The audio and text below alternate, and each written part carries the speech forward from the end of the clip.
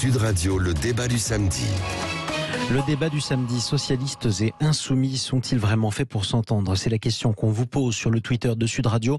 Pour l'instant, vous répondez non à plus de 80% d'entre vous. Vous pouvez nous appeler au 0826 300 300. On vous donne la parole. On accueille nos deux invités.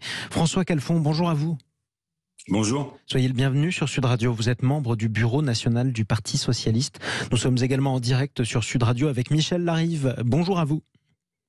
Bonjour. Vous êtes député France Insoumise et donc du coup Union Populaire dans le département de l'Ariège. Je le disais, les négociations qui durent depuis plusieurs jours entre le Parti Socialiste et la France Insoumise en vue de former une alliance à l'approche des élections législatives qui auront lieu début juin. Négociations suspendues hier à l'initiative du Parti Socialiste qui demande des garanties. Quelles garanties, François Calfon ? Vous savez, moi, je ne fais pas partie de ceux qui souhaitent l'intégration pure et simple du Parti socialiste dans l'Union populaire, avec comme affiche Jean-Luc Mélenchon, Premier ministre. Donc, ceux qui se sont engagés autour d'Olivier Faure dans ces négociations acceptent cet augure. Moi, je ne l'accepte pas. Et je constate que même eux ont des difficultés avec la France insoumise. Alors, que les choses soient dites tout de suite à mon interlocuteur, moi je respecte le point de vue de la France insoumise. C'est-à-dire qu'ils ont une approche de gauche radicale, anticapitaliste, qui n'a pas la même conception que nous sur la laïcité, qui n'a pas la même conception que nous sur l'Europe et les traités. Donc je ne suis pas étonné qu'il y ait quelques difficultés à se rassembler. Toute la question est la suivante. À quoi aspire le peuple de gauche ? Est-ce qu'ils aspirent à une simple intégration dans la France insoumise ? Ou est-ce qu'ils aspirent, ce que je crois, à une réponse de gauche, à une alternative de gauche, à Emmanuel Macron qui, une nouvelle fois, est élu à la suite d'un hold-up électoral ? Je crois que c'est la deuxième option. Et à partir de là, que demandent les partenaires ? Pas simplement le Parti socialiste, mais également les Verts, également le Parti communiste. C'est que nous nous réunissions autour d'une table ronde, n'est-ce pas ? Pas dans une logique bilatérale d'absorption par la France insoumise, et que nous discutions du cadre. Ensuite, j'en termine par là, je crois que c'est le point le plus important à l'endroit de mon interlocuteur, avec Michel Larive, qui j'ai déjà eu l'occasion de parler et que j'apprécie. Bien évidemment qu'ensuite, nous intégrerons le rapport de force, enfin c'est pas le rapport de force, mais le message électoral qui est vers une gauche sans doute plus forte que la nôtre. Et par exemple, je souscris à ce qu'a accepté le PS sur pourquoi pas un SMIC à 1 400 € et l'accent mis sur un fort accent mis sur le pouvoir d'achat. Par exemple, peut-être la fixation des prix sur des produits de première nécessité. Mais vous voyez, il reste quand même des problèmes très important. La question européenne, la laïcité, j'en passe, c'est les meilleurs. On va en parler, on sera amené à en parler encore avec vous, évidemment, François Calfon. Michel Larive, gauche radicale, conception différente, notamment de la laïcité. Est-ce que vous vous reconnaissez dans ce portrait ? Non, on n'a pas de. Je crois pas qu'on ait des conceptions différentes de la laïcité. Il y a des communications des médias, des choses qui sont reprises par des membres du Parti socialiste, pas tous. Certains comprennent bien que, surtout pour Jean-Luc Mélenchon, la laïcité est une valeur extrêmement importante et il la prend comme elle est. Il y en a une unique. Il n'y a pas de laïcité ni positive ni autre. Il y a une seule et unique laïcité, celle qui dit qu'il n'y a pas de politique dans le religieux, il n'y a pas de religieux dans le politique. Voilà. Point à la ligne sur ceci. Après, sur le reste, sur l'intégration, Monsieur Calfon, je vous apprécie aussi. Sachez que c'est pas du tout notre objectif, parce que vous avez raison. Il y a dans le Parti socialiste des gens qui sont proches de nous, mais des gens qui sont très très proches de Monsieur Macron notamment. Donc l'intégration serait extrêmement compliquée. Donc on n'a pas du tout envie d'avoir une intégration de qui que ce soit d'ailleurs, ni d'être hégémonique, parce que si nous voulions être hégémoniques, à ce moment-là, nous ferions, comme vous dites, c'est-à-dire que nous irions. Nous avons 17 députés. Nous savons aujourd'hui que nous allons augmenter notre nombre. Nous le savons. Nous pourrions y aller tout seuls si on y allait pour les places. Mais nous, on y va pour les gens, on n'y va pas pour les places. Et donc, on vous regarderait après, vous, perdre votre groupe. Et ça, c'est embêtant pour avoir après une politique alternative, majoritaire, humaniste, solidaire et écologiste. Et voilà, c'est ça la démarche. C'est de dire, venez et... Pourquoi ? Sur la base de ce que nous faisons, sur l'avenir en commun ? Mais parce qu'il fallait bien un critère. Et le critère, c'est le peuple qui l'a donné. Les urnes ont parlé, 22%. Donc on dit, écoutez, à partir de ce programme-là, on va discuter. Et s'il y a des choses qui vous voulez amender, sans problème, parlons. Mais il n'y a ni question d'intégration, parce que c'est pas possible, vous l'avez dit. Et moi, je suis assez heureux qu'il y ait plusieurs courants comme ça, à gauche. L'humanisme, il n'est pas restreint, il est pluriel, et c'est tant mieux.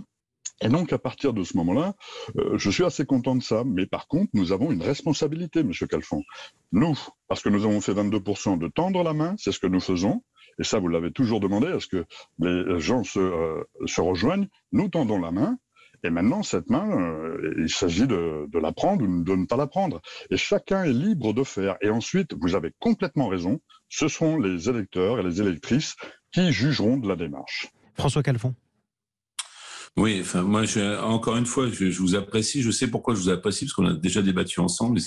Si tous les membres de la France Insoumise s'exprimaient comme vous exprimez, je pense qu'on aurait moins de difficultés. Mais oui, quand je vois M. Corbière traiter les journalistes de petites hyènes, hier encore, ça n'a rien à voir, parce qu'on soulève la question qui est quand même légitime. Non, mais je vais aller au bout.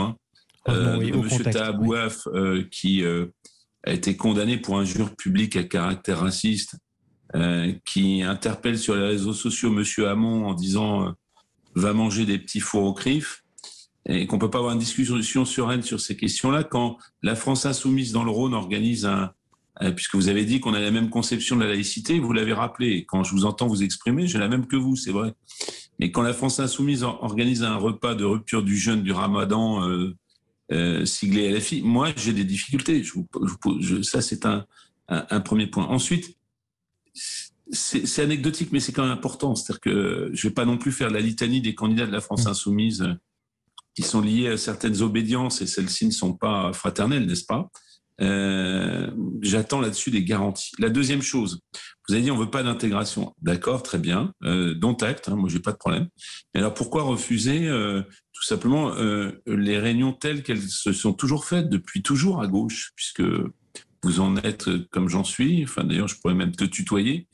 Pourquoi refuser une table ronde, sachant que tout le monde est parfaitement capable de ce que j'ai fait, parce que moi, ce qui me chiffonne dans cette histoire, c'est que je ne veux pas avoir sur mon tract, il se trouve que je ne suis pas candidat, mais si je l'étais, ce serait le cas, la photo de Jean-Luc Mélenchon avec comme promesse Jean-Luc Mélenchon Premier ministre.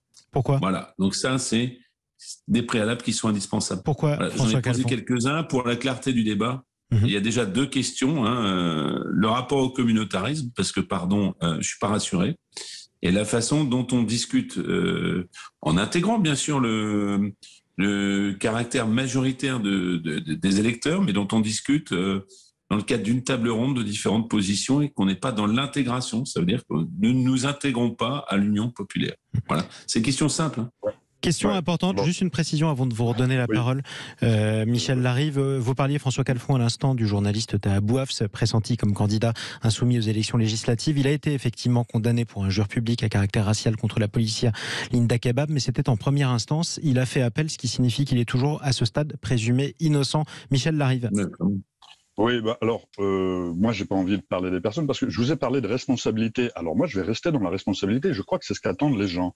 C'est-à-dire que ce que nous sommes en train de faire, Monsieur Calfon, c'est essayer d'avoir un groupe, plusieurs groupes qui soient ensemble, majoritaires à l'Assemblée nationale. Après, vous pouvez attaquer les personnes, vous pouvez effectivement détailler des défauts chez nous, mais ça, je crois qu'ils vous l'ont dit. Pendant la présidentielle, ça ne sert à rien. Madame Hidalgo a attaqué M. Mélenchon, qui a eu la très très bonne idée de ne pas répondre aux insultes qui ont été proférées. Et à partir de ce moment-là, on a vu le résultat. Personne, j'ai posé des questions, Michel. 1,78%. Moi, je vais finir. Comme je t'ai laissé finir, si on fait un débat, je vais finir. Non, mais attendez, répondons-nous, effectivement. Répondez-lui aussi. Le résultat après les attaques, sur les personnes, ça a été 1,78% d'un côté, 22% de l'autre. Donc l'idée, je crois, en responsabilité, nous tournons la page de ceci, et c'est de proposer une plateforme. Cette plateforme, c'est celle qui a été choisie le soir du premier tour, c'est celle de l'avenir en commun. Et à partir de cette plateforme, on discute. Il y a des différences, on discute. Mais par contre, moi, j'ai en face de moi sur mon ordinateur une déclaration du Conseil national, du Comité national du Parti socialiste, je sais pas, je connais pas exactement les termes, je m'en excuse. Conseil national. Conseil national, très bien. Eh bien, le Conseil national reprend une à une toutes nos propositions. Ça veut dire que nous avons discuté et qu'ils disent sur ces bases-là, c'est bon. Et voyez ce que je veux dire. Le 1400 € net, soit la retraite à 60 ans, d'autres marqueurs comme ça très forts de gauche, le marqueur de gauche, c'est ce qu'attendent les gens. C'est ce qu'attendent les gens, c'est pour ça que nous avons fait 22% d'ailleurs. Ils attendent qu'on revienne aux valeurs de gauche. Et à partir de ce moment-là, nous considérons que plus l'arc sera grand, plus nous aurons la chance de pouvoir avoir le nombre de députés ça, c'est pour la stratégie. Pour être majoritaire et pour gouverner. Et c'est la seule option que nous ayons. Après, vous savez, moi, il y a des gens qui nous insultent. Moi, en arrière, le Parti socialiste n'a pas de programme. Il passe sa journée à m'insulter. Bah, j'en ai rien à faire. Je veux dire, moi, j'ai un programme, j'avance. Bah, lui, il fera 5 et moi, je ferai 25. Et puis voilà, c'est tout.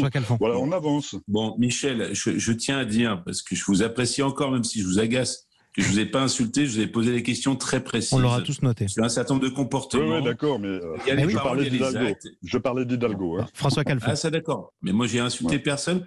Et je constate quand même que je n'ai pas eu des réponses à mes questions. Si Michel Larive m'avait dit, oui, tu as Abouaf, ça pose un problème, déjà, et on va examiner, au lieu d'avoir la réponse de Monsieur Corbière qui dit qu'on est on est une série de petites hyènes, hein, on va dire, en matière d'insultes, les petites hyènes, quand même, c'est pas extraordinaire. J'aurais pris le point. Bon, donc je vais pas passer, je suis d'accord, on va pas passer notre dialogue à parler des individus. Je constate simplement que j'ai pas eu de réponse et moi, mon problème, c'est pas simplement qu'on dise qu'on est pour la laïcité. Mon problème, c'est qu'on la pratique, la laïcité. Alors, j'aimerais qu'on précise un petit peu les choses, si vous le voulez bien, François Calfon, pour qu'il puisse aussi vous répondre. Michel Larive, dans de bonnes conditions. Pour l'instant, il m'a pas répondu. Justement. Pas du tout. Donc, précisons davantage. Précisons aussi, j'ai bien compris. Au-delà du cas de Tahabouaf, précisons davantage. Pourquoi vous dites précisément, François Calfon, que vous n'êtes pas rassuré en matière de communautarisme à l'idée de faire alliance avec la France insoumise? Qu'est-ce qui vous chiffonne? Par exemple, ce matin, je découvre qu'un des chefs de file de la France insoumise dans les Alpes-Maritimes retweet des tweets de Dieudonné, qu'il est un adorateur du CCIF. Bon, j'ai un problème quand même. À un moment donné, plusieurs points mis bout à bout, ça finit par faire une ligne. Donc, on tutoie des indigénistes, on tutoie des gens qui sont aux marges de l'islam politique, et je reste extrêmement poli.